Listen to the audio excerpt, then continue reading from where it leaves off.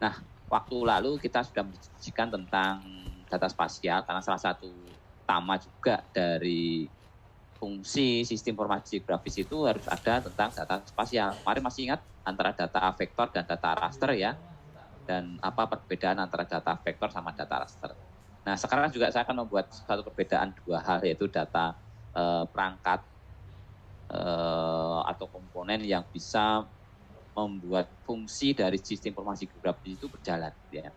Maka saya gunakan ada perangkat lunak, ya. Kalau hardware mungkin masing-masing bisa menyesuaikan ya, sesuai dengan spek software yang ada, ya. Atau mungkin kalau perkembangan sekarang ya, kalau masalah hardware itu saya tidak harus menjelaskan karena memang sudah trennya komputer-komputer sekarang sudah canggih-canggih gitu ya. Kalau zaman saya dulu mungkin komputer kurang canggih, jadi saya pakai JIS itu belum sampai ke Windows gitu ya. Baru Windows itu berjalan, baru mulai berkembang pesat. Dulu pakai DOS gitu, jadi masih manual sekali ya. Jadi untuk buat peta saja masih manual dan sebagainya. Nah, hari ini untuk mengenal lebih jauh tentang sistem informasi geografis ya, secara konsep mungkin bisa dipelajari. Kemarin sudah ada, kalau ada baca-baca dari saya bisa dipelajari lebih lanjut gitu ya. Nah, learning outcome di pertemuan hari ini sebenarnya beberapa yang ingin saya sampaikan adalah, pertama adalah kita mengenal gitu ya berbagai perangkat lunak ya yang berbayar dan open source ya, sehingga mahasiswa dalam learning outcome-nya yang saya ingin sampaikan itu adalah mampu menjelaskan konsep sistem, berpikir sistem, dan sistem framework ya. Jadi itu yang ingin saya sampaikan sebenarnya. Jadi, tapi kita harus menggunakan tool atau menggunakan alat gitu ya, yang bisa kita pakai atau kita gunakan di dalam memperlancar penggunaan fungsi dari sistem informasi geografis. Ya. Baik, saya lanjutkan. Jadi di sini sudah ada dua software ya. Saya akan bandingkan nanti dua software ini. Sebenarnya banyak sekali beberapa software yang digunakan di JS. Nanti tugas di sini juga nanti download ya software, salah satu software di sini nanti bisa digunakan. Nanti akan saya kirim step by step ya pemanfaatan sistem informasi geografisnya. Nah, sebentar. Banyak software yang nanti kita gunakan sebenarnya kalau mau memanfaatkan sekarang sudah banyak sekali. Jadi ada beberapa tool yang sebenarnya sudah lengkap ya, dan ini juga sudah bisa kita gunakan. Ada yang berbayar, ada yang open source ya. Yang open source pun juga banyak gitu ya. Saya juga banyak dulu menggunakan beberapa perangkat yang open source gitu ya, dan tidak kalah juga dengan yang berbayar. Apalagi yang berbayar pun juga persaingannya juga ketat gitu ya. Jadi kalau pengembangnya itu kan masih stabil ya kalau berbayar itu. Jadi sudah punya orang yang dikerjakan setiap hari, mengembangkan, ya development gitu ya. Nah, sehingga software itu akan stabil. Tapi kalau yang open source itu ya, biasanya ya mengikuti itu juga agak lambat ya. Jadi perkembangannya agak lambat. Tapi kemampuan dan kualitas itu juga tidak kalah sebenarnya. Ya, karena ya tentunya karena open source itu ya semua mengembangkan itu banyak sekali dan seterusnya. Nah, kita coba dulu mengenal tentang aplikasi yang berbayar dan tidak berbayar. Mungkin sudah banyak yang paham lah gitu ya. Tidak perlu saya sampaikan secara jelas gitu ya. Tapi mungkin sudah ada gambaran-gambaran. Kalau beberapa software, ini saya contohkan yang menggunakan ArcGIS saja, yang simpel, yang dekat dengan berbayar dan yang tidak berbayar, yang kayak semacam kembaran gitu ya. Jadi ada semacam kembaran software ini, jadi hampir mirip dan dari masing-masing pengembangnya mirip sekali. Sebenarnya ada banyak, nanti bisa saya share juga ini. Nah, kalau yang berbayar biasanya memang suatu masalahnya lebih cepat gitu ya, lebih canggih karena juga ada marketingnya, ada membakar duit juga gitu ya untuk biar lebih cepat laku di pasaran gitu ya. Tapi kalau tidak berbayar biasanya ya berbasis community gitu ya, komunitas gitu ya. Sehingga orang yang mengembangkan di aplikasi ini ya orang-orang yang betul-betul ingin bergerak artinya untuk secara sukarela bersama-sama mengembangkan gitu ya. Nah ini yang seringkali ada yang di open source ya, tidak berbayar. Nah dari sisi harga ya biasanya ada pilihan-pilihan kalau yang berbayar itu. Ya, ada setahunan, 2 tahunan, ada yang berbasis desktop tapi harus beli jadi sekian gitu ya. Saya dulu pernah beli Mapinfo umumnya untuk project itu perusahaannya kita belikan beberapa gitu ya, harganya lumayan juta gitu ya. Nah, satu software tapi sudah desktop tampilan lumayan. Tapi saya pernah beli software yang berbayar. Apa nggak disebut bareng-bareng? Itu harganya 4 juta. Ya, saya cuma satu software, satu lisensi itu bayarnya sekitar 40-an juta gitu ya. Dan itu karena bayar.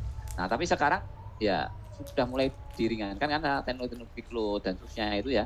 Jadi harganya mungkin dipermurah gitu ya, tapi ada efek yang ketergantungan yang sangat tinggi di situ. Jadi kemarin dijual ArcGIS itu harga 600.000 per tahun. Nah saya beli lisensi ArcGIS 600.000 per tahun atau paket student atau paket yang pro gitu ya. Nah itu juga terbatas juga, ternyata ada kredit gitu ya. Saat proses untuk analisis itu dikenakan biaya lagi dan sebagainya. Jadi ada biaya kalau nanti dikasih kreditnya sekian gitu ya, nanti dia akan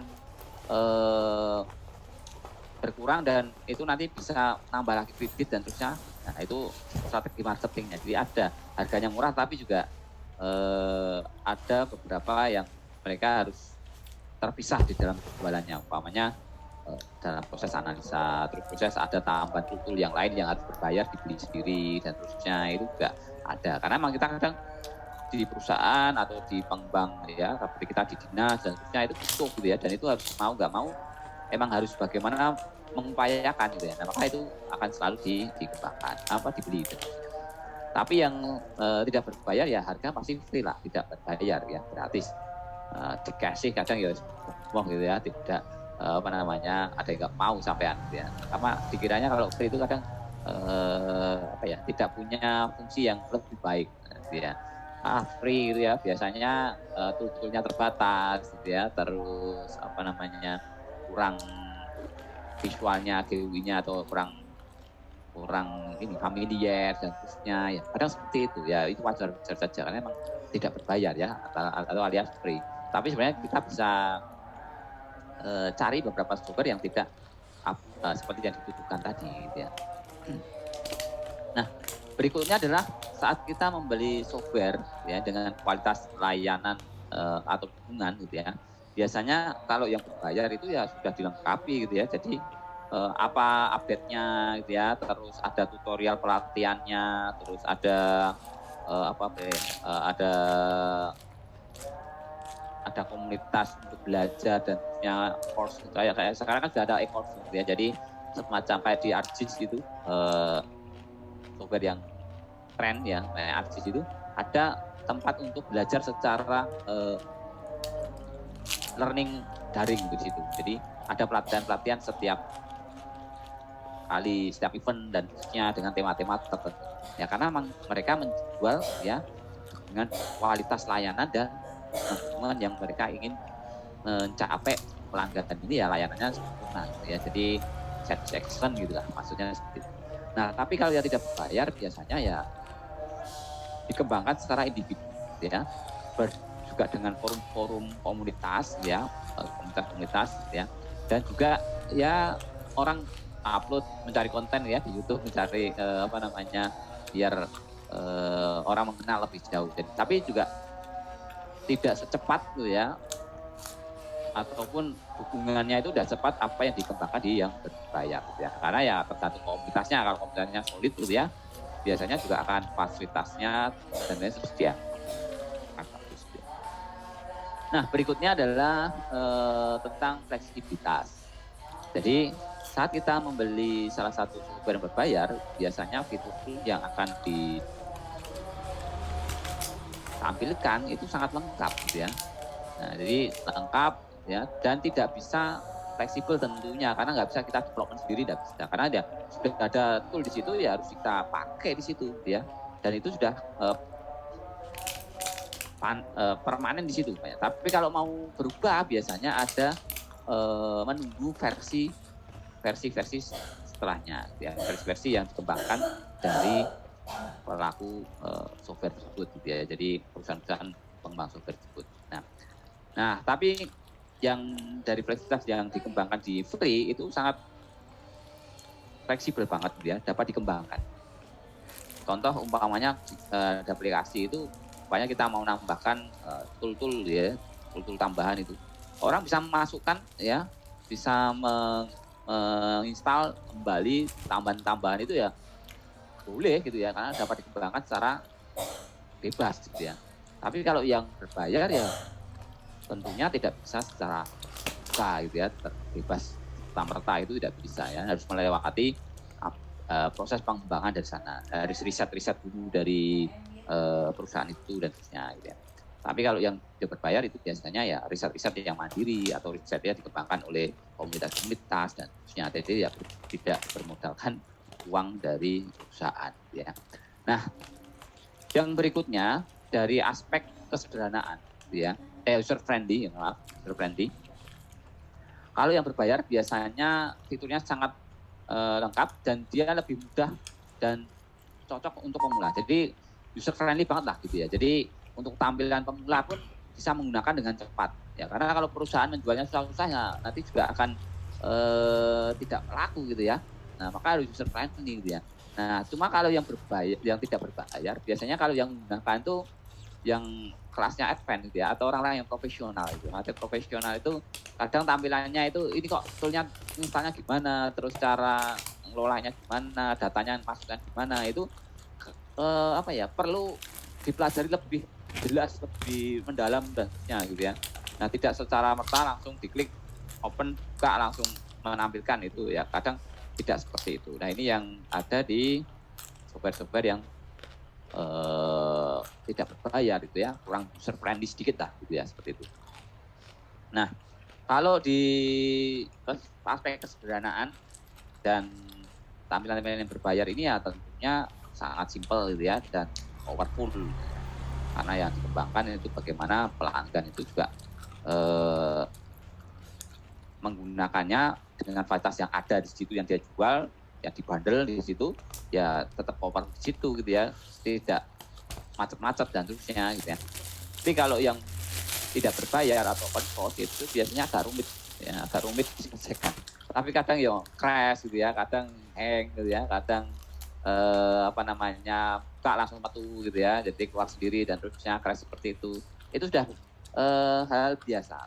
Ya, tapi dengan teknologi sekarang sudah tidak lagi model crash seperti itu ya, agak sedikit diminimalisir lah, tidak seperti zaman-zaman awal-awal orang-orang menggunakan berbayar ya. Terus basis pelanggan atau penggunanya. Jadi kalau kita menggunakan software-software yang berbayar biasanya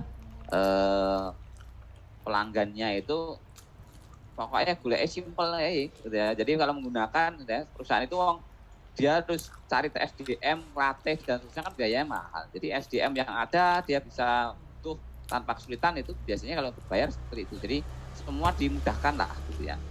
Nah, tapi kalau yang tidak berbayar ya penggunanya yang harus paham betul tentang bagaimana fungsi atau manfaat dari situ semuanya.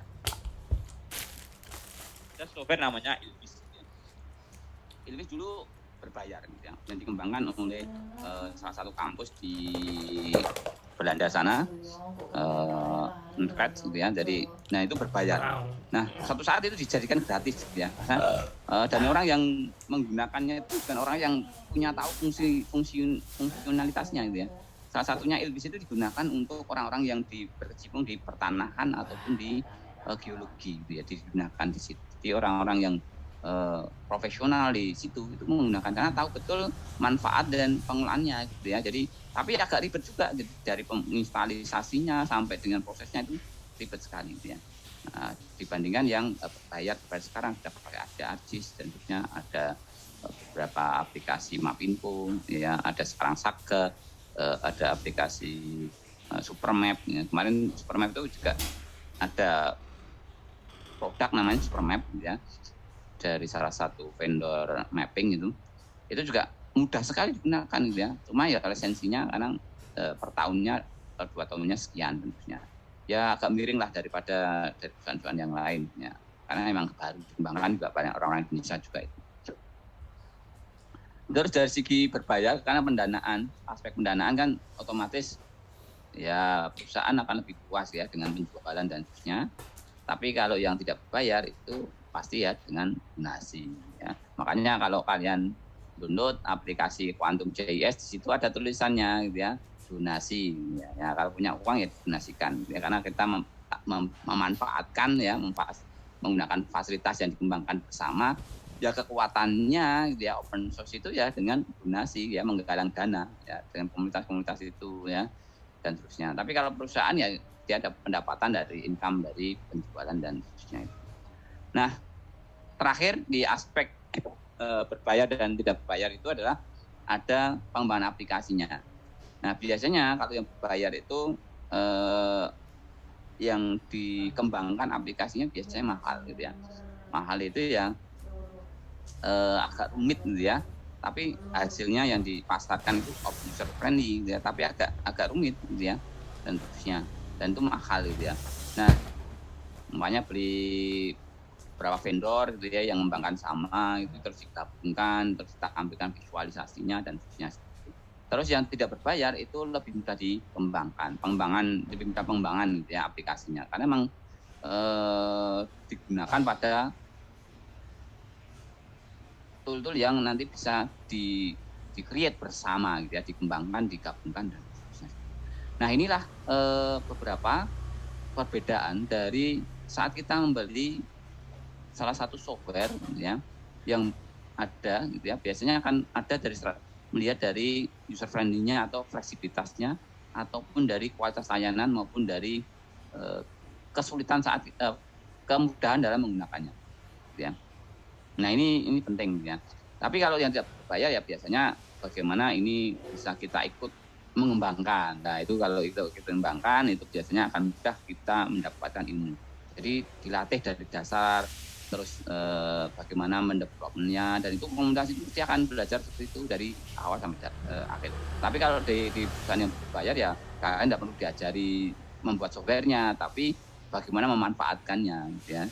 Tapi kalau yang tidak berbayar pun lebih banyak dilatih cara nambah tool sampai seperti itu, karena memang bagaimana mempertegas dari fungsionalitasnya ya. Jadi fungsionalitasnya apa itu akan dicondongkan ke situ. Nah, oke, ini yang saya contohkan. Jadi ada 2 software yang hari ini saya contohkan. Yang pertama adalah ada namanya Quantum JS. Nah, ini mungkin ada yang sudah pernah mendengar ya, Quantum JS. Mungkin kalau sudah mengenal mungkin bisa di chat gitu ya. Ketikan sudah pernah gitu ya, atau sudah pernah mengenal JS. Di chat silakan, mungkin biar aktif nih. Oh, sudah tinggal tidur ya, tinggal tidur nanti. Ada yang sudah pernah? Ya, tinggal sudah gitu ya. Belum pernah, Pak. Belum pernah. Pak. Oke, kalau belum pernah, nanti kita akan coba kenalkan gitu ya tentang salah satu software, ada 1 dan 2 software ini ya. Nah, jadi yang pertama adalah Quantum JS. Nah, sebelumnya orang-orang mengenal namanya Quantum ya. Sekarang QJS, atau orang dulu menamanya Quantum. Nah, langsung Quantum JS, tapi sekarang disingkat QJS ya. Nah, ini adalah aplikasi yang dikembangkan di sistem informasi geografis berbasis desktop, open source, dan free gitu ya, bebas ya. Open source dan bebas dikembangkan ya, Jadi dan lintas platform ya. Jadi dan banyak data spasial yang bisa diinputkan atau diinput di situ ya, data spasialnya berbagai jenis ya, data spasial. Dan platform ini bisa menampilkan, menyunting dan menganalisa data. Jadi ya lumayan lah ya. Jadi open source ya, open source ya, dan bisa digunakan untuk memvisualisasi data spasial. Nah, kalau QGIS ini ada yang berbasisnya desktop ya. Tapi nanti kalau mau dijadikan website, ya, nanti akan dirubah ada tool tambahan yang disediakan oleh PJIS sendiri. Jadi dikembangkan oleh teman-teman di komunitas. Nah, ada e-web dan sebagainya nanti dikembangkan dengan menggunakan aplikasi atau tool PJIS ini. Nah, PJIS ini adalah merupakan perangkat lunak multi-platform gitu ya, terus bisa digunakan untuk mengolah data, ya, memanipulasi data, menyajikan data gitu ya, terus bisa untuk bagaimana data ini di development gitu ya, dianalisis secara video processing ya, atau analisis spasial gitu. Itu bisa gitu ya dengan menggunakan multi platform ini ya, menggunakan PJIS ini. Nah, ini salah satu platform yang saya ingin sampaikan. Ini yang tidak berbayar atau free gitu ya, gratis. Nah, kalau yang belum tahu ya, ini nanti bisa di-download ya, nanti PJIS-nya nanti tak kirim ke Mas Arif, itu salah satu buku lah nanti untuk tahap-tahapan mengenal tentang PJIS. Sampai nanti mau bikin web berbasis PHP Reflect dan terusnya nanti. Nah, yang selanjutnya nanti kalau cepat-cepatan bilang ya. Yang kedua adalah ArcGIS. Nah, ArcGIS ini saya sandingkan dengan PJIS, sama-sama pengembang ini cuma pengembang ini tertua, ini perusahaan tertua ya, yang dikembangkan oleh Environment Science and Research Institute di Amerika sana. Ya, ini salah satu software tertua. Dulu perkembangannya ada namanya PC Arsinfo ya. Kalau nanti lihat di arsipnya saya itu arsip.org itu nyari tentang software lama itu ada yang berbasis DOS. Nah, itu bisa di-download, ada namanya PC Arsinfo. Itu lama sekali itu ya. Dan dulu sudah dijual itu saat tahun 80-an ya, itu sudah dijual tahun 80-an, sudah menjual PC Arsinfo yang dikembangkan oleh Environment Science and Research Institute. Dulu militer itu yang mengembangkan, dijual dan dikembangkan bersama militer di Amerika sana. Tapi sekarang S3 itu sudah bisa berdiri sendiri, maksudnya menjual di publik gitu ya. Tidak lagi di militer, tapi sudah dikembangkan basicnya untuk publik ya, untuk umum dan sebagainya.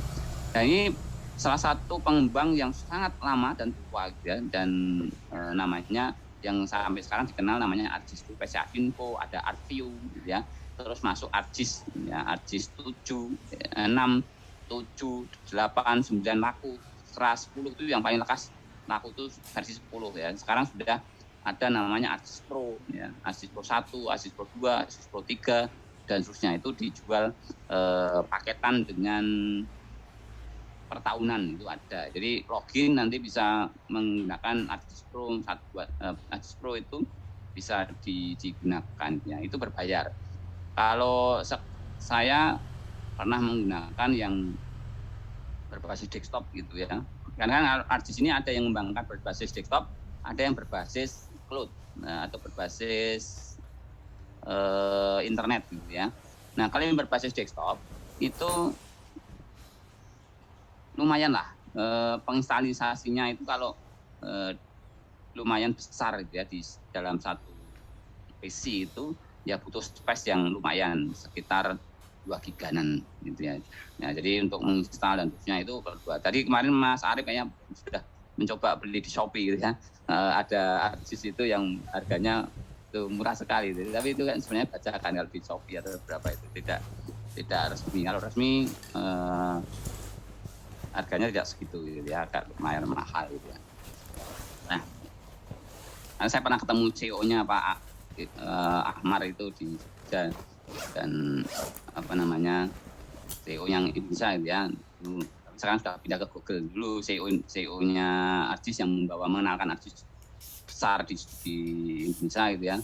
Sekarang sudah pindah kerjaannya jadi manajer di Google Indonesia. Nah,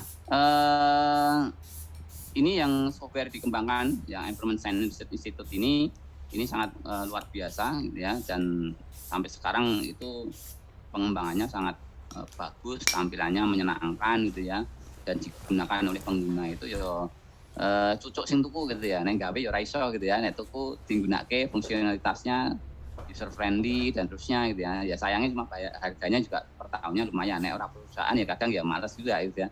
Tapi kalau perusahaan atau kita ada di dinas itu ya masih bisa lah dianggarkan gitu ya. Nah, itu. Nah, ini tampilan yang mirip-mirip sama gitu ya. Tampilan yang software berbayar dan software yang tidak berbayar. ArcGIS ini berbayar, yang FluentGIS itu tidak berbayar. Nah, tampilannya sama-sama saya tampilkan, visualnya sama-sama visualnya bisa ya, pakai base map-nya itu bisa saya visualkan sama bisa ya, pakai ArcGIS maupun VGIS. Ini dua software yang saya bandingkan karena ini agak mirip dari segi tampilan maupun fungsionalitasnya. Jadi teknologi untuk analisanya ya, dan percepatan mengembangkannya itu hampir sama. Seperti VGIS. Kenapa kok VGIS cepat sekali? Walaupun itu sebenarnya open source gitu ya. Karena memang software ini dikembangkan banyak orang gitu ya, jadi berbagai negara gitu ya. Jadi orang-orang yang profesional gitu ya dan lebih cepat mengadaptasi gitu ya, dan bisa mendevelopment atau mengembangkan lebih cepat. Kalau ArcGIS ini ya sudah melekat pada orang-orang bisnis di pemetaan, di instansi, itu rata-rata menggunakan ArcGIS ini karena marketingnya juga bagus gitu ya, harganya ditawarkan bagus, yang ditawarkan datanya sudah lengkap gitu ya.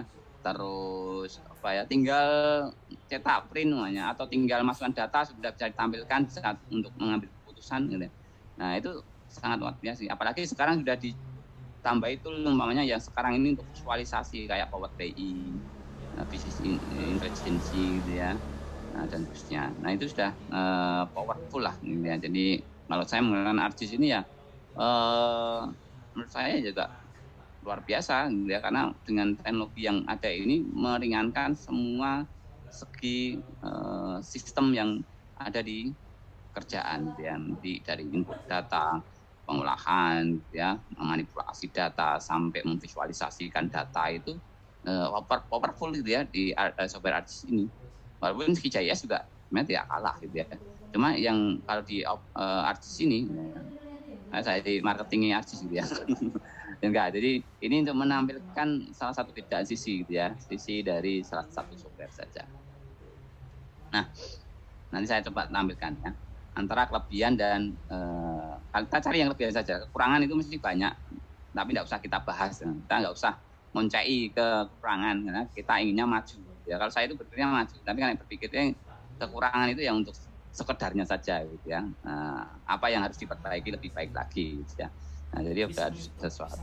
Nah, kelebihan dari VGIS ini bisa membuka banyak jenis data spasial.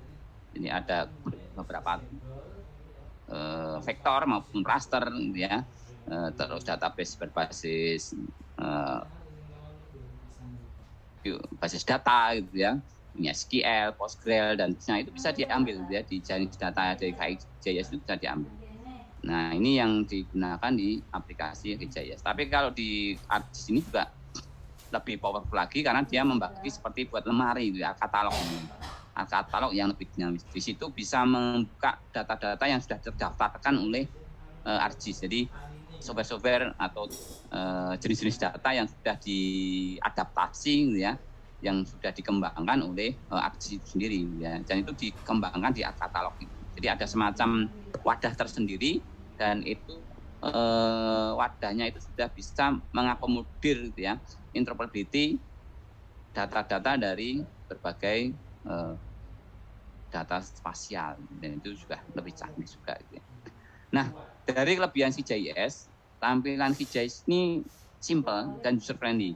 Ya, kalau kita bandingkan ini mirip ya, user friendly semua gitu ya. Jadi karena memang VGIS ini dikembangkan memang berbasis GUI-nya memang mirip sembilan rupa untuk ArcGIS itu untuk ya orang-orang yang berkecimpung di pemetaan ya, pengolahan data spasial, basis data, database dan sebagainya itu biar pindah gitu ya ke open source ini, karena memang banyak yang gratis dan bisa dikembangkan bersama.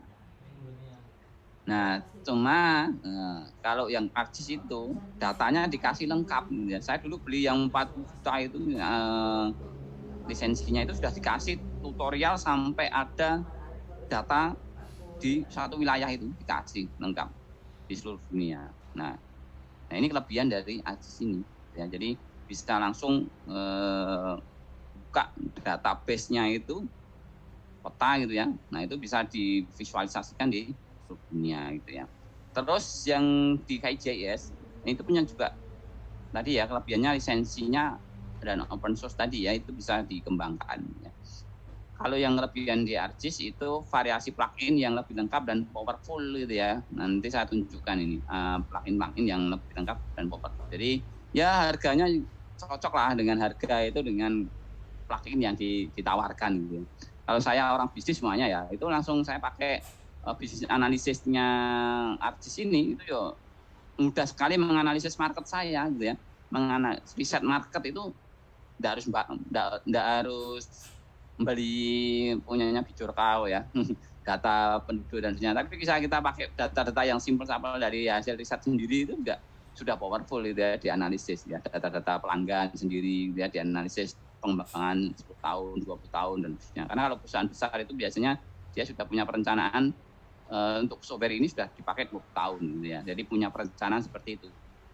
Nah, kalau makanya UMKM kita itu kalah karena tidak punya riset gitu ya. Tapi kalau perusahaan-perusahaan itu mesti punya riset, punya market riset sendiri, marketing yang bertugas untuk meriset dan seterusnya itu.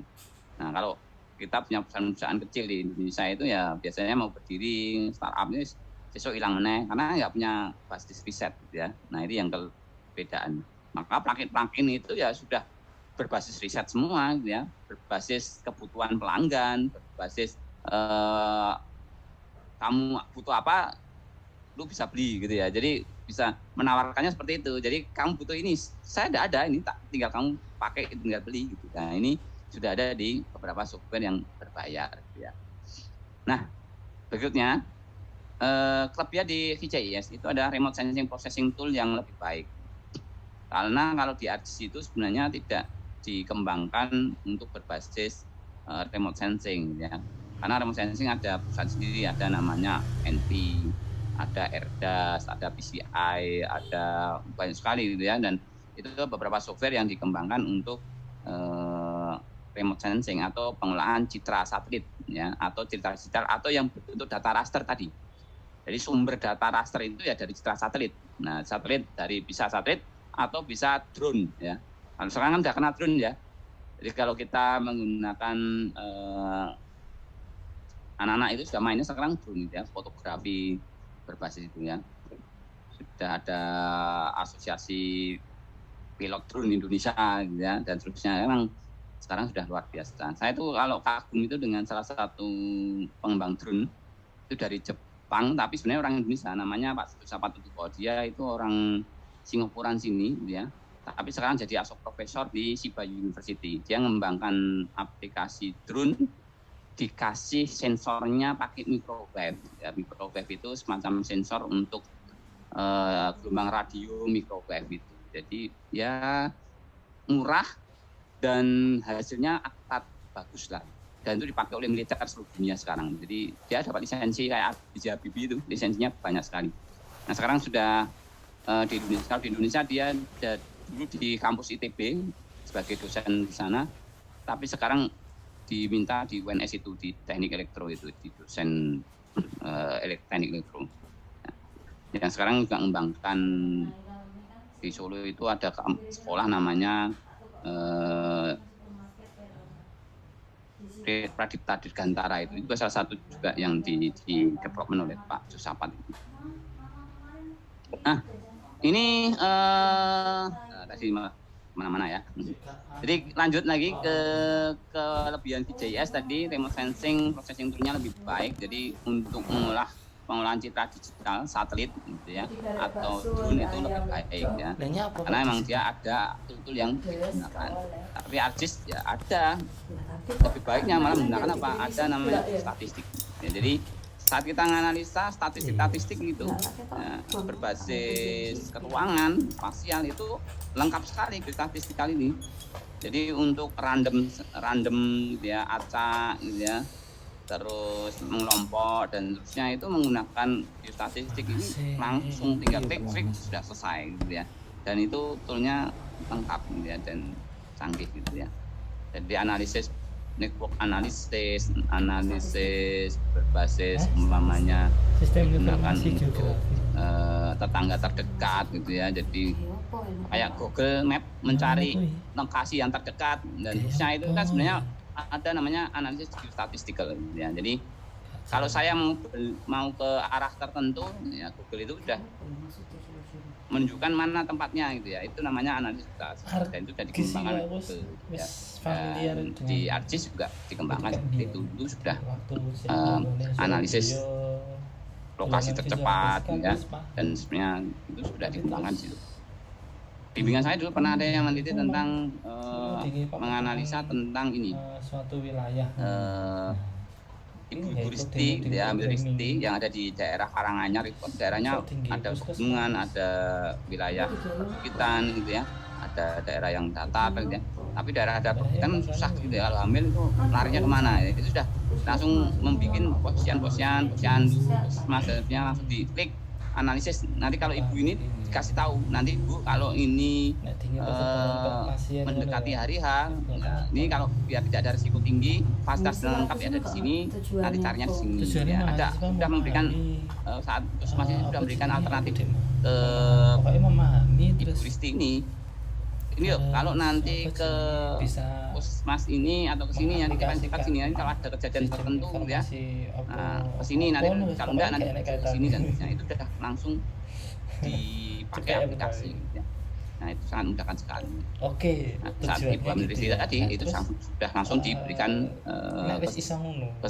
awareness sejak awal.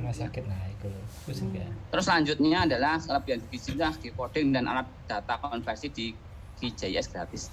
Jadi memang toolnya gratis ya, semua bisa digunakan. Tapi kalau di ArcGIS itu analisis tadi tetangga terdekat ya, mencari rute tercepat gitu ya. Analisis itu kan kadang untuk mencari rute tercepat gitu ya. Nah itu juga harus bayar. Nah canggihnya lagi di ArcGIS itu ada model. Jadi saat kita mau menganalisa itu ambilkan dulu, diturunkan di situ, ditaruh gitu ya, tinggal nanti pencet run, nanti sudah langsung hasil. Nah, namanya model. Mahasiswa mampu menjalankan konsep sistem berpikir. Terus yang terakhir kalau di kelebihan ArcGIS itu editingnya tingkat lanjut ya, bisa digunakan manfaatnya.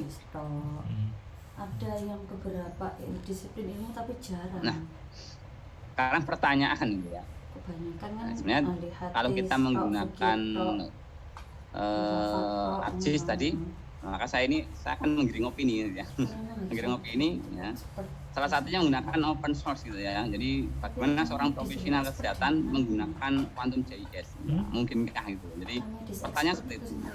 Karena saat kita bekerja gitu ya, atau mungkin sudah berkecimpung yang sudah kerja gitu ya, berkecimpung di dunia kesehatan ya, mungkin sudah bisa mengetahui kebutuhan apa yang perlu saya siapkan gitu ya, atau yang penggunaan apa yang saya bisa gunakan dengan data spasial dan sejauh mana data spasial itu bisa kita manfaatkan atau kita bisa gunakan.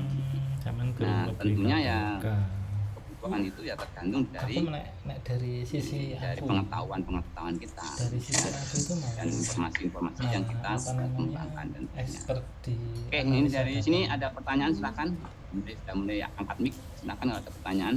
Jadi terkait coding nanti jatuhnya juga tetap data analis untuk kepentingan contoh. Silakan kalau ada pertanyaan. Dari perbedaan ya dua software tadi ya, mungkin ada yang mau memberikan satu argumentasi atau memberikan satu pendapat boleh ya, atau mungkin dari situ mau penasaran apa gitu ya, boleh. Bagaimana sistem pembiayaan itu ya opo kira-kira kingko arahin di terus dari konter pathway hanya sedikit yang ada? Kalau ada saya lanjutkan bentar. Maksudnya pembiayaannya itu loh. Karena dokter ya. Ini ada pendapat pengguna. Dokter menggunakan salah satu aplikasi QGIS. Saya tunjukkan dulu aplikasinya ya biar tidak penasaran. Nah ini saya gunakan ini. Nah ini saya ambil datanya Pak, dapat datanya dari mana ini ya? Data ini. saya ambil data-data ini juga free gitu ya. Nanti bisa ambil beberapa data, kayak data-data ini saya ambilnya di Home Data atau di kemarin ya, ada di lebih terpercaya. PIK, Badan Informasi Spasial atau Tanah Air, Kurang atau aja. gitu ya. Jadi Yang biasanya saya gunakan itu ada di Home Datanya PBB, gitu ya, data Home Data nenggon-nenggonku PBB, anu nanti kok bisa di diperhitung sini sen search anu dulu sen ya. IKP kalau Bentar. Iya. Karena Nah, karena Nah ini pengalaman, Cok. nanti tinggal ketik Indonesia Dan di gitu ya, sekolah dibekali IDN. itu loh ya. Nah ini ada data-data Indonesia, Yang mempelajari Nasional pas Administrasi kerja. Bandar. Ya. Kalau dulu lengkap itu, belum ada yang apa namanya, masih ada beberapa data itu di share di sini karena ini biasanya berkaitan dengan data kebencanaan gitu ya, pengungsi dan sebagainya. Contoh data novel coronavirus COVID-19 case data ini punyanya John Hopkins University Center ini. Nah datanya tinggal bisa kita tuntut nih, tapi formatnya adalah CSV gitu ya. Tapi yang Indonesia National Administrasi Boundary ini formatnya sudah data spasial, ada SAP, ada database, ada IMP, ada service dan sebagainya. Ini sudah lengkap sekali sampai tingkat city, distrik, regensi, aku kota atau seneng kabupaten iki ya. Sampai ada village ya. apa jenenge Cuma ini di Aceh gitu ya. Jadi ada kampung, ada mungkin ada beberapa ya. sinkron Nah, saya bisa contohkan, nih saya tunjukkan bikinnya ya. tak Tinggal copy di sini gitu saja, ya. diklik sini, Klik ini ya nanti masuk ke sini. Nah ini bikinnya tak datanya sudah copy data per kok ini HP bisa kalau paste. ini Sumatera ya datanya. Oh, Nah, data Sumatera ini udah lengkap di nih. komputer Jadi, dipastenya di HP. Nah, nanti tinggal yang lainnya bisa cari lagi ya. Iya, Ada data tentang Sumatera paste di nomor. Zoom ya, lebih detail lagi. Nah ini sudah data per desa. Disambung musik.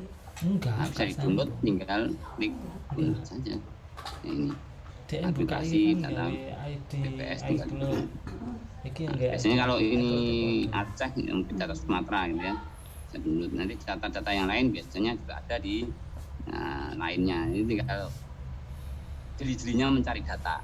Nah ini juga datanya Facebook dulu tentang Ikut di sini tekan kita aneh analisa wong Facebook terhadap Pemprov nih Kak, sosial Pemkot masyarakat ini. saat social distancing dan sebagainya itu ada. Nah itu bisa Itu kita ini cari kan di praktis. sini ya. Ini bisa berbagai negara ya, jadi bisa kita cari datanya dari berbagai negara. Iya Oke, saya lanjutkan dulu. Hasil dari data tadi saya bisa lakukan ini. Nah kalau di QGIS ini ada data yang seperti ini saya dapat gratis ini. Ya, ini visual terrain. Terrain itu bisa melihat tinggi rendahnya satu wilayah gitu ya, daerah pegunungan, daerah dataran itu bisa dilihat ini. Jadi kalau melihat gambaran seperti ini, gitu ya.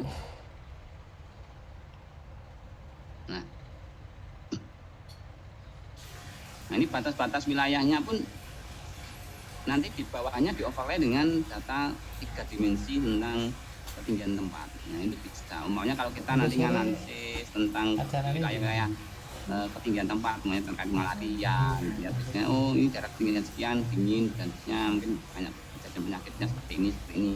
Nah itu ketinggian tempat juga, lingkungan dan sebagainya juga bisa kita pakai acuan untuk analisis ini. Nah datanya dari mana? Saya perolehnya, saya menginstal tool namanya MapPiler ini. Nah, jadi MapPiler di Quantum.js ini saya pakai atau saya install. Nah, salah satunya di plugin ini, nanti ada plugin yang nanti bisa pakai untuk menampilkan visualisasi data yang gratis ya, bisa dipakai. Nah, ini ada apa namanya OpenStreetMap, jadi data tentang jaringan jalan dan sebagainya yang itu diupdate oleh OpenStreetMap yang gratis juga gitu ya, dan itu sangat lumayan bisa kita gunakan. Cuma harus berbasisnya koneksi internet gitu ya. Kalau tidak koneksi internet ya agak susah juga.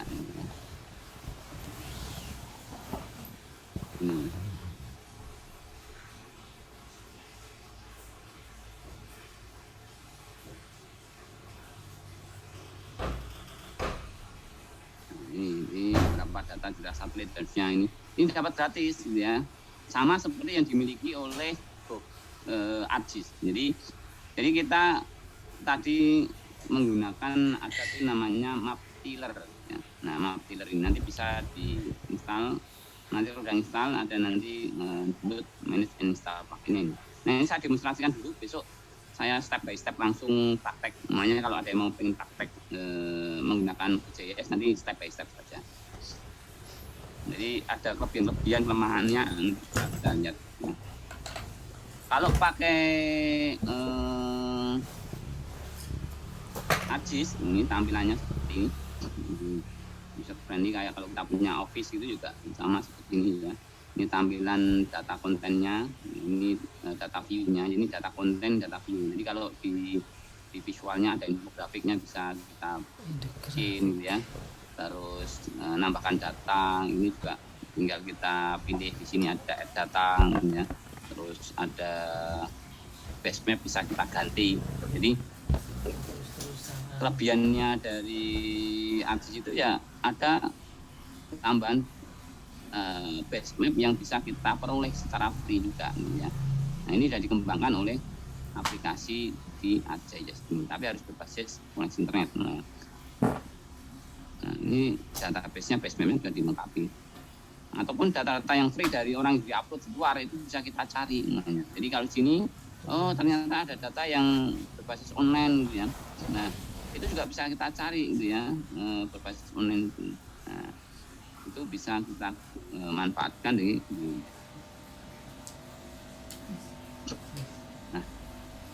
untuk memperbesar memperkecil biasa kalau dalam JS itu pasti ada toolbar namanya zoom in zoom out. Jadi ada memperbesar dan memperkecil tampilan peta. Nah, ini ada zoom in zoom out ya, dan bisa penampilan peta. Nah, ini tampilannya kalau toolnya ini ada map ya, ada map, ada insert ya, ada analisis, ada view, ada edit, ada imagery, ada set ya. Nah, masing-masing punya fungsi. Di sini analisis ini juga lengkap ini ya. Jadi ada beberapa analisis yang bisa kita gunakan di dalam analisis spasial. Jadi saya punya data kesehatan, saya ingin melihat umpamanya data ini saya overlay dengan data yang kondisi lain ya, bisa ya, tentang penduduk, tentang apa itu bisa. Ya, jadi contoh ada data tentang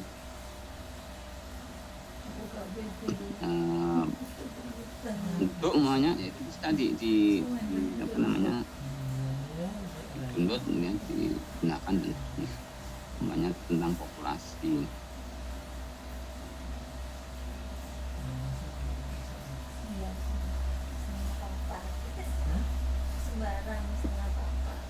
Ini bisa kita offline dengan umpamanya data penduduk ini.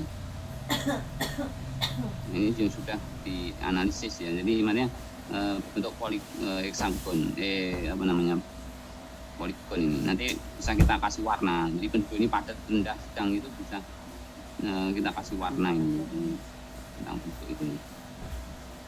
Nanti dibuat apa namanya semacam overlay ini.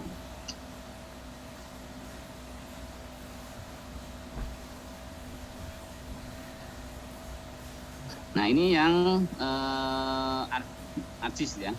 Kita tampilkan lagi yang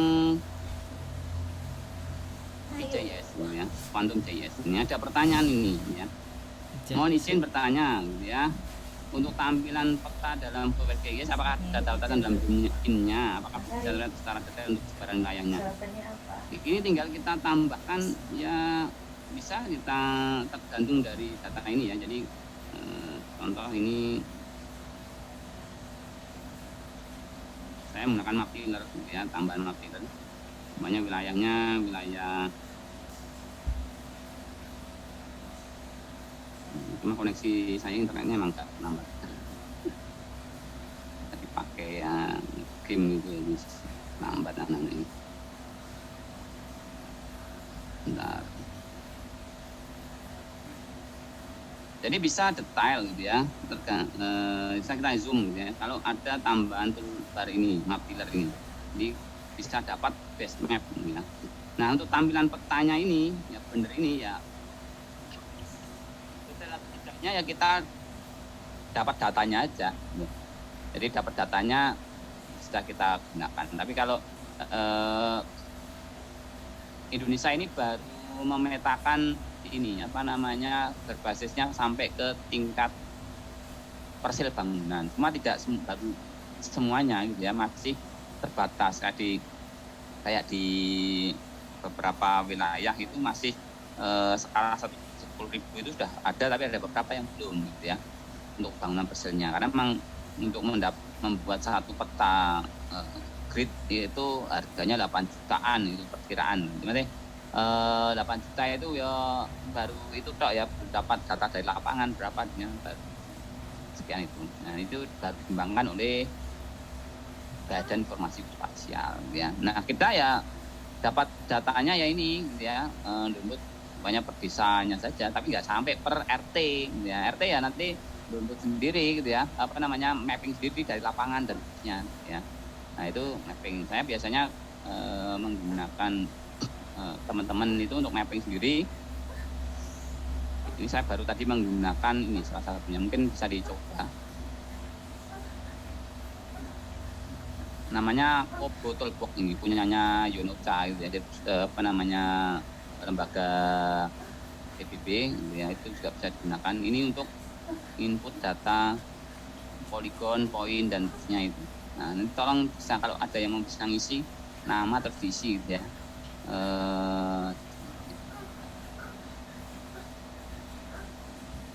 Nah ini Kobo Toolbox ini bisa input data.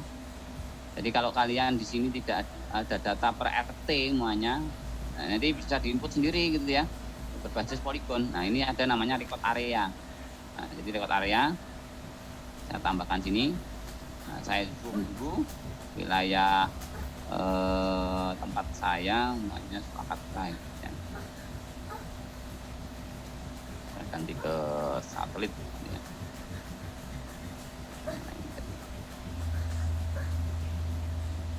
Nah ini saya klik area gini. Nah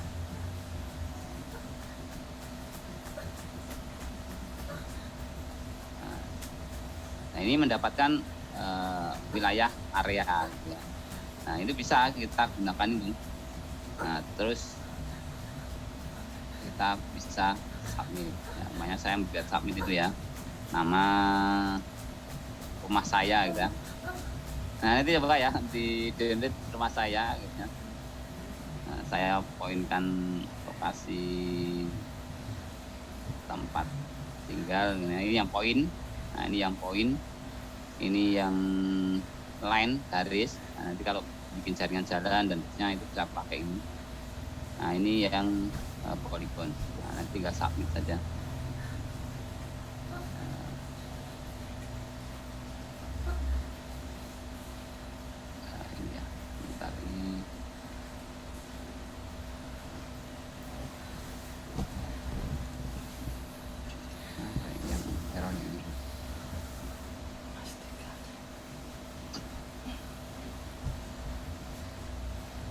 Nah ini contoh lah gitu ya, menggunakan tool ini bisa dipakai untuk input data yang detail tadi.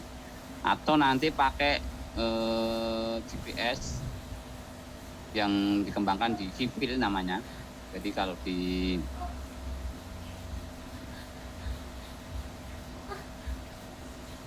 QGIS itu ada namanya Keyfill. Nah di Keyfill ini bisa kita pakai ya. Untuk kelihatan ya.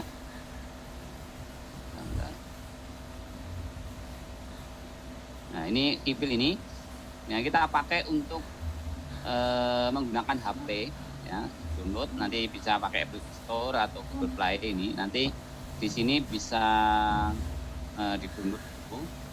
Nanti datanya itu. Nah ini jadi bisa pakai Android, iOS, macOS itu bisa di-download. Nah nanti dari data lapangan nanti bisa di input di sini ya. Terus nanti sebentar ini agak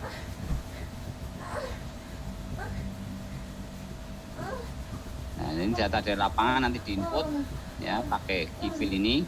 Nah, nanti dari lapangan itu nanti bisa diinputkan pakai QGIS. Jadi tinggal divisualisasikan. Nah, kalau untuk aplikasi QGIS-nya ya tergantung si penggunanya. Jadi apakah QGIS-nya tidak bisa sedetail kalau betul untuk ngambil datanya? Ya bisa. Contohnya nanti kalau kalian punya data dasar, ya, contoh ya, namanya dilakukan namanya digitizing. Ya, jadi digitizing. Jadi data dari satelit namanya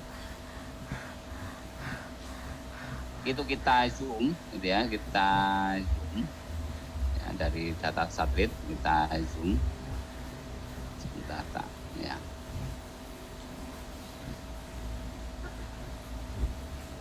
Saya zoom gitu ya.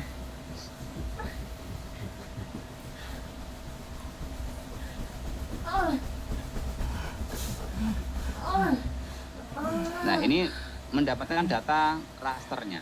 Nah, kalau nanti vektornya, ya kita harus melakukan aktivitas namanya digitasi ya. Jadi nanti kita ada aktivitas namanya digitasi. Jadi digitasi nanti meng-create ya. Jadi ada namanya create layer ya. Nanti ada data kita bisa buat QPHS atau new shape file layer ya. Nah, makanya saya bikin shape file dulu aja ya. Data area kabupaten. Ini saya bikin polygon gitu ya. Misalnya nama filenya nama kabupaten gitu ya. Ini bisa langsung bikin database-nya. Kita addkan di sini. Bisa ditambahkan lagi dan seterusnya gitu ya. Teruskan database-nya bisa. Terus kita oke. Nah, ini akan jadi satu polygon. Nah, nanti kita bisa melakukan editing gitu ya, start edit gitu ya, terus bisa membuat area polygon ini. Jadi saya akan digitasi gitu ya, sesuai wilayah kabupatennya, Mbak. Ya, Contoh ini area saya besarkan saja gitu ya, biar kelihatan saja. Nah, nanti tampilan seperti ini selesai. Ya. Wow,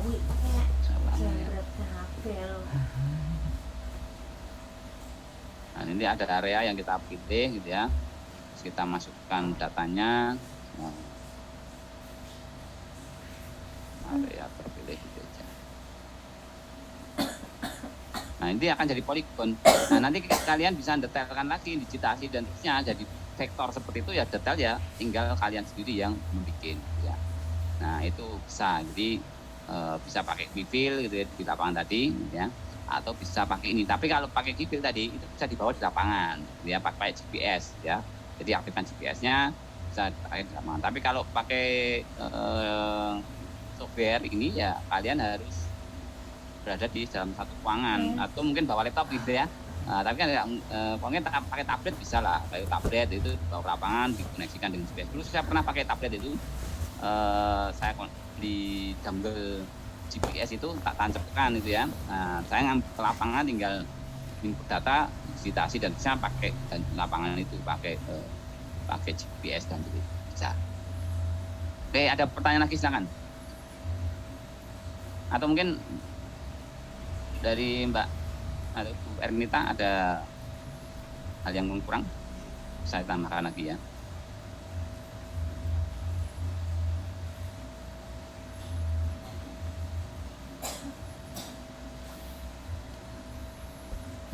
Gimana? Ada pertanyaan? Silakan. Tambah mumet apa? Ambilan saja. Ini untuk demonstrasi saja. Nanti saya akan kirim ke Mas Arif nanti step-stepnya. Yang simpel-simpel aja. Nanti bisa download dulu. Hari ini bisa download dulu aplikasi QGIS-nya, ada di ini ya. Nanti ada di QGIS.org. Kalau ingin gabung ke komunitasnya, namanya komunitasnya itu adalah QGIS Indonesia, itu juga ada gitu. Jadi ini versinya sekarang sudah versi 2.6. Kalau kemarin saya tahun yang lalu itu versi 3.22, sekarang sudah 26 ya, sudah lumayan cepat sekali ya. Ini terakhir Argentina yang upload. Dan ini versinya download, nanti bisa ada di sini. Nah, untuk support ini donasi ya, donasi ada di sini. Nanti kalau download tinggal diklik ini download sekarang, nanti akan ditunjukkan pada platform yang kita punyai. Nah, jadi platformnya apa? Nah, jadi platform yang kita punyai,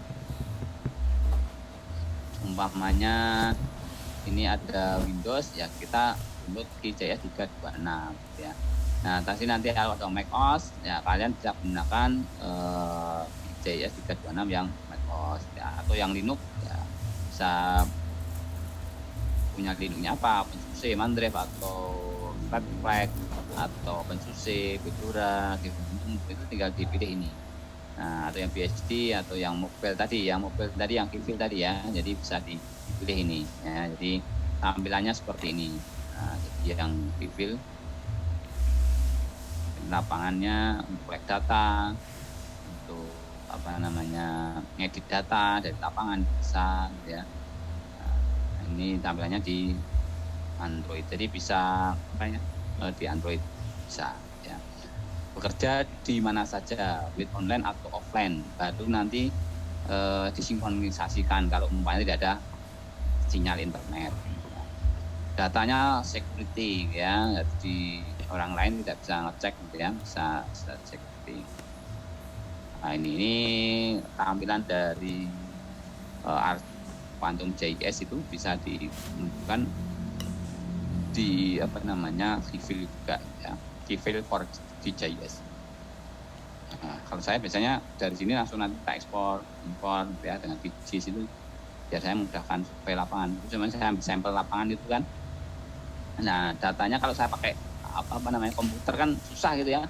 Semua data saya masukkan ke Kivil, nanti tinggal lapangan dan ambil sampel ya. Tinggal muter-muter dulu satu area Sukoharjo, Solo dan terusnya itu muter-muter ambil sini aja. Kayak umpamanya sekarang udah mendekati 2024 ya, wis mulai umpamanya survei politik namanya. Ya bisa pakai ini ya, NTI ya, di PSI lokasi langsung diinput datanya, respondennya dan terusnya ya, lumayan kan ya. Nah, yang apalagi yang mungkin nyalon situ ya. Nasional EDUT gitu ya. Nah, ini contohnya bisa digunakan tampilan editing data. Ini pakai yang Kivil ya. Kalau yang menggunakan Kivilnya. Tapi yang QGIS-nya nanti bisa pakai ini ya.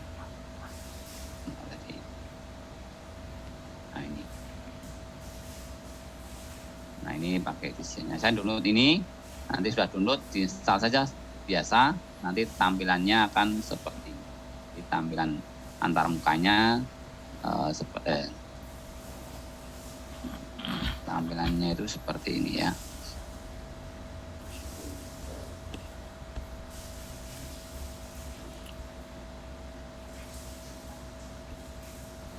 Nah, tampilannya seperti ini. Jadi bisa visualisasi data dan seterusnya ini. Nah, ini menggunakan namanya Quantum JS gitu ya. Di projectnya ini ada tool ya, toolbar, ada zoom in, zoom out biasa. Kalau di sini untuk peta itu biasanya ada zoom in, zoom out ini. Jadi untuk memperbesar memperkecil peta. Ada layer ini untuk membuat data baru, ini untuk menambahkan data, add layer. Nah, ini yang sering nanti akan kita pakai umpamanya kalau praktek menggunakan QGIS ya. Nah, ini ada view untuk membuat tiga dimensi atau cetak dan sebagainya. Dan ada toolbar, umpamanya kalau di sini browsernya bilang gitu ya, nanti carinya di video, tool panel, ada namanya browser.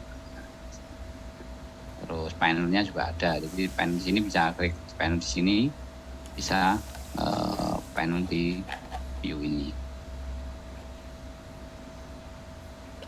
Nah, ini tampilan visualisasi yang buat software tadi yang berbayar dan tidak berbayar. Kalau tambah lagi ada namanya Kivil itu ya, yang kita gunakan menggunakan QGIS ya, Kivil ya, QGIS itu bisa diinput di lapangan dengan itu. Tapi kalau digitasi, ya orang-orang geografi itu digitasi ya langsung digitasi ini, jadi citra satelit atau citra dari remote sensing itu langsung digitasi saja, gitu ya, dengan tool-tool ini, gitu ya. Dan itu biasanya memakan waktu ya, jadi lumayan lah, ya, memakan waktu untuk instalasinya. Oke, silakan ada pertanyaan. Oh ya ini pertanyaan. Manfaat utama dari software DJS untuk pelayanan kesehatan kira-kira apa ya Pak? Selain untuk pengambilan keputusan seperti contoh pertolongan ibu hamil dengan risiko tinggi tadi. Ya umpamanya pelayanan kesehatan, umpamanya pelayanan KIA gitu ya, ibu dan anak itu bisa ya. Terus dulu pernah untuk pelayanan kasus TB gitu ya, untuk pemetaan TB yang area puskesmas dalam satu pelayanan itu. Terus jadi kan kalau untuk pencarian suspek ya, pencarian suspek TB gitu ya. Nah, itu kan Yankes kan penting gitu ya. Jadi saat menggali Yankes untuk lingkungan umpamanya analisa lingkungan ya, umpamanya pencemaran lingkungan dan sebagainya itu juga puskesmas atau itu kan juga kadang bisa. Saya pernah ngelatih di Kartosuro ya, mungkin kalau ada yang pernah Kartosuro ya pernah. Kartosuro itu pernah tak latih untuk analisa pengambilan data kasus TB ya. Jadi data-data itu tentang kasus TB, pencarian suspek TB dan sebagainya itu saya latih. Jadi menggunakan peta ini, jadi bisa lebih tervisualisasi. Oh mana sih yang kena kasus TB dan sebagainya. Kalau mahasiswa ada yang menggunakan itu untuk dulu meneliti tentang wilayah yang kena resiko bencana asap gitu ya. Jadi untuk ketersediaan, jadi untuk menentukan jumlah ketersediaan dari obat-obatan dan perlengkapan semacam. Jadi dikelola dalam satu manajemen data spasial. Jadi ada pasiennya ada berapa, terus dokternya, bahan-bahan obat-obatan di situ berapa dan sebagainya itu sudah dimasukkan di situ semua dan bisa digunakan. Ya. Pak izin mau tanya, apakah bisa digunakan juga untuk di dalam ruang rumah sakit, misalnya denah ruang rekam medis dan barang-barang yang ada dalam bisa, namanya AMVM, jadi untuk fasilitas ya. Jadi fungsi dari JIS itu nanti kita bikin peta detail. Saya pernah bimbingan saya dulu penelitiannya tentang kebakaran, tak minta untuk detail tentang ruangan gedung di UMS itu. Jadi gedung 1, gedung 2, gedung 3, gedung 4. Jadi kampus 1, kampus 2, kampus 4 itu. Jadi tak suruh memetakan tentang persilnya. Jadi tak mengukur ya, mengukur ini ruangan-ruangannya, terus nanti dimasukkan dalam map itu, peta. Jadi ukurannya langsung kita masukkan dalam peta. Nah di dalam peta itu ukurannya itu kan dia sudah bisa menggambarkan per ruang gitu ya. Nah per ruang ini punya informasi apa, itu kita masukkan situ. Nah jadi ada blueprint gitu ya. Saat itu bisa peta itu bisa dilihat kembali gitu ya, diupdate ya, bisa ditambahkan per tahun, informasi per harian itu juga bisa. Nah database-nya tergantung isi kita kan, bisa kita koneksikan dengan database SQL atau kita bisa koneksikan bikin database sendiri di software itu bisa. Dan jadi kalau teman-teman di rekam medis mau menginput ya dalam ruang itu ya harus visitasi detail tentang ruang itu, harus mengukur dulu ukurannya. Kalau bagusnya ya dipaskan dengan ukuran sebenarnya gitu ya. Jadi saat kita ada semacam audit ya, ada yang bawahnya ada akreditasi internasional itu ya, rumah sakit itu sudah jelas. Kayak PKU Solo itu kan akreditasi internasional juga. Di Lamongan itu ada rumah sakit PKU Lamongan, dari rumah sakit SAM itu juga Mas yang dokter corona itu yang mengembangkan. Jadi namanya sama, dokter corona, tapi jadi Muhammadiyah itu namanya dokter corona. Teman saya itu PCRD, jadi di Muhammadiyah itu. Nah, itu dia mengembangkan itu tool itu juga dipakai, umpamanya peta itu dipakai saat evakuasi, dipakai untuk apa? Jadi jelas tahu dia saat data-data di rumah sakit itu tahu ya, dan itu bisa dikembangkan itu. Di barang-barang yang direkam medis pun juga bisa dimasukkan ya. Mungkin bisa di development ya, tidak sekedar apa ya. Biasanya kan cuma data pasien, terus data ketersediaan obat, ketersediaan bed gitu ya. Dan terusnya itu bisa dikembangkan berbasis titiknya itu ya, gambar itu juga bisa map gitu ya. Jadi tidak berbasis cuma tampilan data tabular atau data informasi jumlah saja gitu ya. Kan di Queen Dashboard juga bisa kan, di Queen Dashboard dan isinya tentang ketersediaan data dan obat dan terusnya itu kan datanya bisa real time juga bisa ya dikembangkan. Mungkin ada lagi, silakan. Ada pertanyaan lagi? Masih ada 10 menit sampai jam 4 ya. Tapi kalau masih sudah entek kuotanya ya, kita bisa lanjutkan dengan tugas lah. Ya. Bukan tugas latihan, ya. Nanti tugasnya beban. Ya. Oke, ada pertanyaan, silakan. Yang lain mungkin bisa menyampaikan. Banyaklah bertanya, karena kalau tidak banyak tanya bingung juga ya. Saya juga tambah pintarnya kalau ada banyak pertanyaan. Tidak ada pertanyaan ya sudah.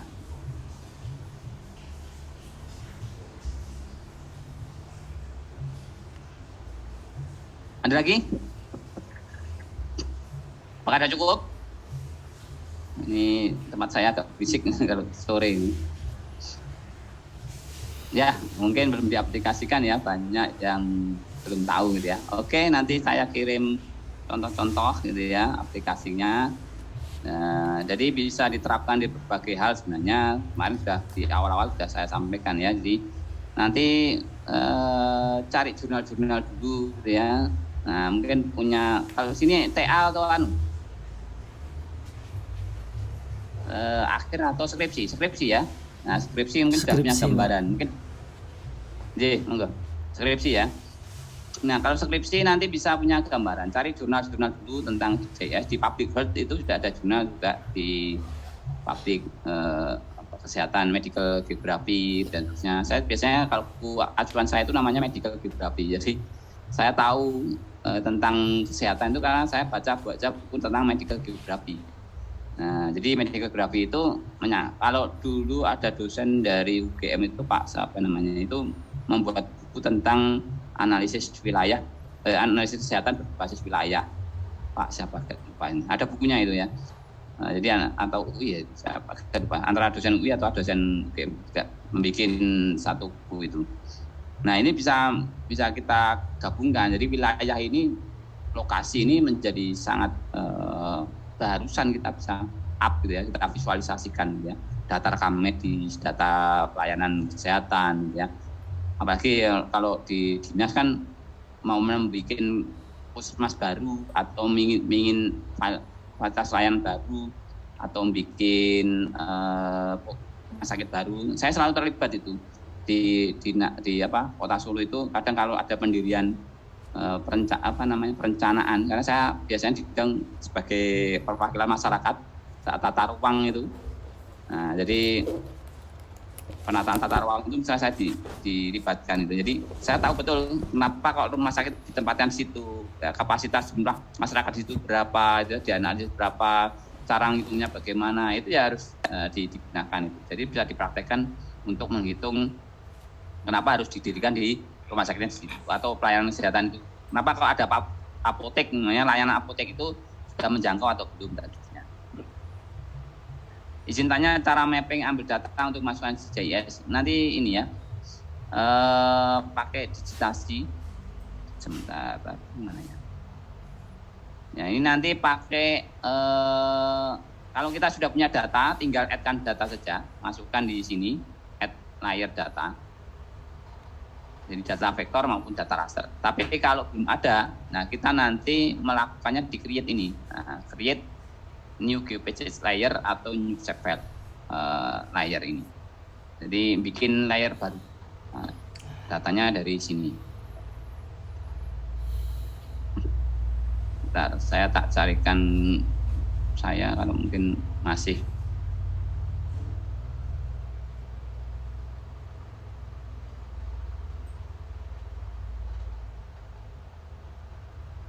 Oke, ada lagi silakan. Kalau tidak ada mungkin.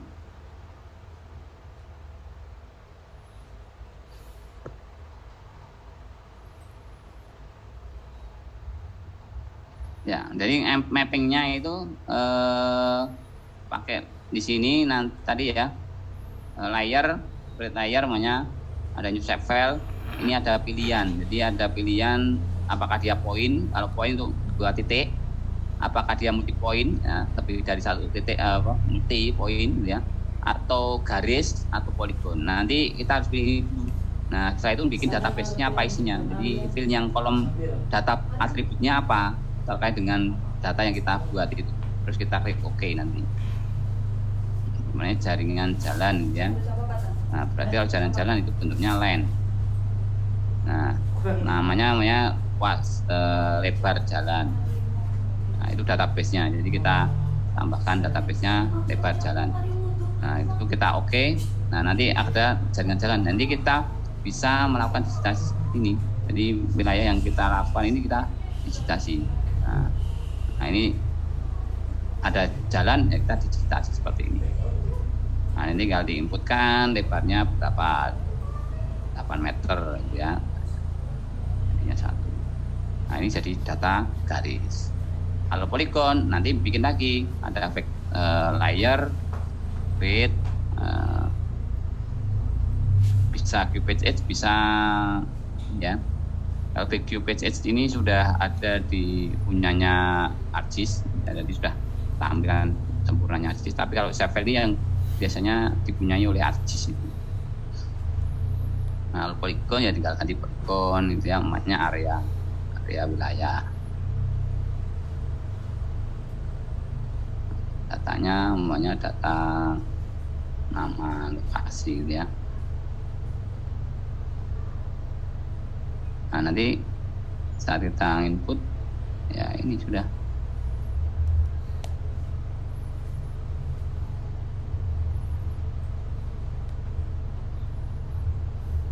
Nah, ini bisa kita lihat ada area titik. Nah, kalau titiknya tinggal 1 lagi titik sudah selesai.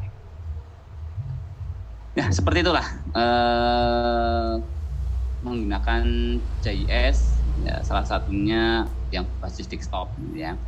Jadi kalau berbasis desktop salah satu software ArcGIS atau software Quantum.js itu bisa kita manfaatkan dari ambil data sampai dengan visualisasi data spasial. Oke, ada lagi pertanyaan Mas Ci? Saya buka mungkin, atau mungkin dah ngantuk, capek.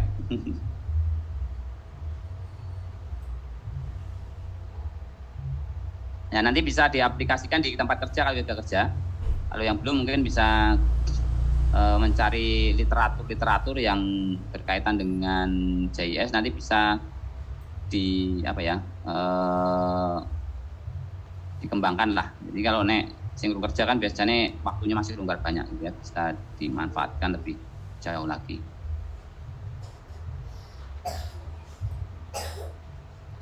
Oke, cukup ya. Ada pertanyaan lagi? Silakan. Cukup? Oke, kalau tidak ada lagi mungkin hari ini saya Pak, saya sudah mencoba masukin data sebaran rumah sakit di Indonesia ke JS, tapi yang tampil datanya untuk titik-titik itu apa? Kalau pas sebetulnya datanya apa saja? Ya, kalau data sebaran rumah sakit di Indonesia ya memang itu data persebarannya titik-titik ini kan yang di home data facility.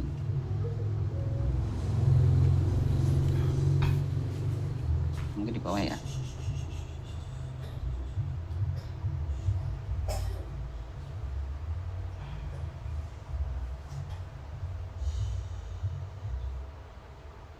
Ya, itu datanya adalah datanya punya titik, Mas. Ya, jadi Mas Faiz ya, itu datanya berupa titik. Jadi titik poligon wilayah di Indonesia itu ya. Jadi emang bentuknya titik-titik itu. Nah, kalau area yang bentuknya adalah area tadi batas administrasi dan seterusnya itu dapat area. Nah, kalau yang titik ya layar titik, umpamanya kita add vektornya itu titik gitu ya. Ya dapatnya titik gitu ya.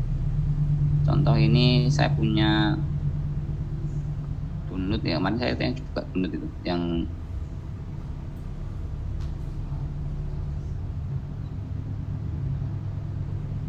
nah ini ya, sama nggak ya. Jadi ini adalah data titik, jadi titik-titik tentang persebaran pelayanan kesehatan rumah sakit dan terusnya itu. Jadi wujudnya adalah titik ini. Nah, nanti overlay-nya dengan data satelit seperti itu.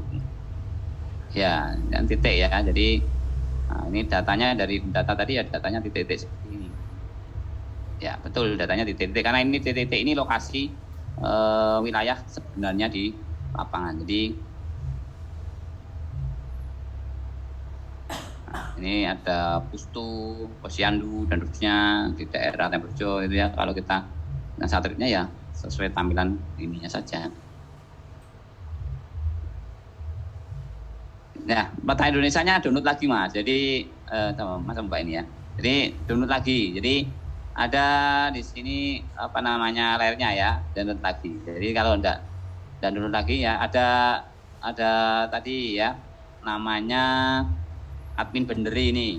Saya contohkan ya.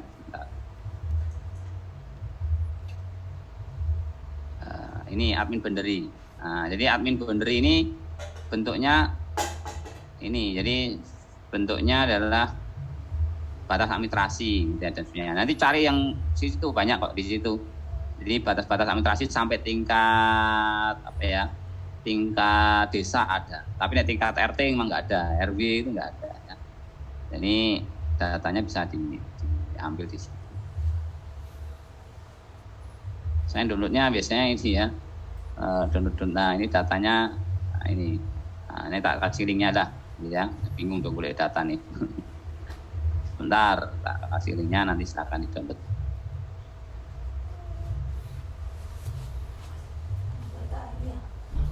Nanti di download layar ya, layar ini. Data, masuk data nanti download ke zip file ya, zip file ya. Jadi yang FPQ unit ini di badan PBB ini. Nah, nanti download yang di zip file ini, tinggal di download nanti proses itu pada administrasinya per desa ya, ini ya di per desa ini. Nah, kalau Indonesia ya masuk Indonesia berdesain. Nah ini ya. Nanti silakan di download itu. Serah usah visitasi gitu ya. Zamannya undang-undang kebebasan geospasial ya, itu data itu di open gitu ya. Jadi bisa di download aja. Ini administrasi Benderi tahun 2017 gitu ya. Datanya BPS. Nah ini datanya di sini ada kan. Administrasi Benderi Port Amin Country ini dipulih PJSRS atau ini ya dari Indonesia BPS 2017. Metadatanya ada ya, metadata. Jadi ada metadata, data itu dapat dipulih dari mana dan terusnya itu ada datanya. Baik, itu saja ya, mungkin cukup. Silakan di download dan diaplikasikan ya. Mudah-mudahan bisa bermanfaat dan bisa kita gunakan ya di kesempatan-kesempatan yang lain. Jadi untuk nanti sudah ke praktek-praktek, mungkin ke praktek-praktek yang lain. Itu saja. Masih ada pertanyaan? Cukup ya?